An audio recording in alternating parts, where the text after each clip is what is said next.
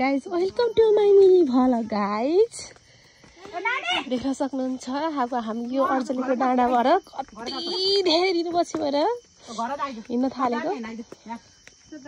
ल ऊ नानी धेरै अगाडि अगाडि गयो अनि त्यही भएर म दिदीले गाली गर्नुपर्छ हामी चाहिँ यसो पावर दिदीलाई रक्सी लिएर जाने अरे दिदी देख्न सक्नुहुन्छ हाम्रो दिदी एकदम डरायो यही घाँस थियो तर्साको दिदीलाई यो हातमा गएछ गाइज अनि दिदी त तर्सेर कमेडी भइराख्यो तपाईँ मेरो भ्लगमा जोडिनु न गाइस इन्जोय पाउनुहुन्छ इन्जोय गर्नुहुन्छ ल मेरो दिदी नाम मेरो नाम हो त्यो चाहिँ अब हजुरले नसुन्नु होला स्किप त्यो नाम भन्ने बित्तिकै स्किप गर्नु होला है म अलि डर लाग्यो यहाँ चिप्लो लेउहरू टाँसेको गाइस फेरि आइफोन त पल्ट्यो भने त फेरि कसरी किन्ने त न गाइस एकचोटि बुढोलाई बल्ल बल्ल फगाएर किनेको गाइस अब त आउँदैन ल देख्न सक्नुहुन्छ हामी भन्ज्याङ माथि आयौँ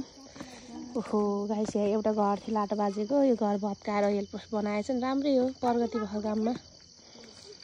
दसैँको कार त्यो मान्छे छन् किन है त्यहाँ हेल्प पोस्टमा मान्छे हुन्छन् किन है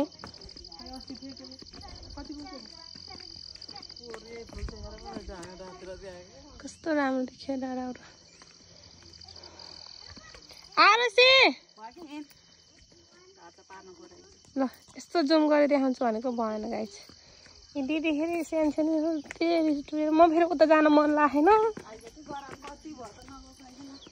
लुङ्गी लाएर आएको छु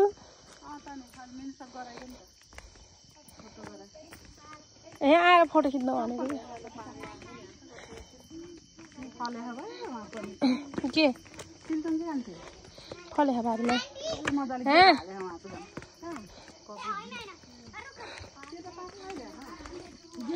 कपाल स्ट्रेट हानेर हो त्यो फुरुफुरु पार्नुपर्छ क्या बाँधेर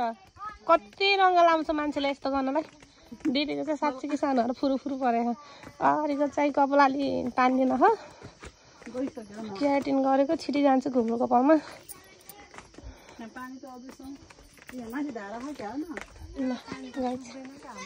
मलाई चाहिँ साँच्चीकै जान भन्दाखेरि चाहिँ मलाई भन्यो जानु मन नलागेको गाई चाहिँ हिँडेर जाने भयो मैले लुङ्गी लाएको छु कि गाई चाहिँ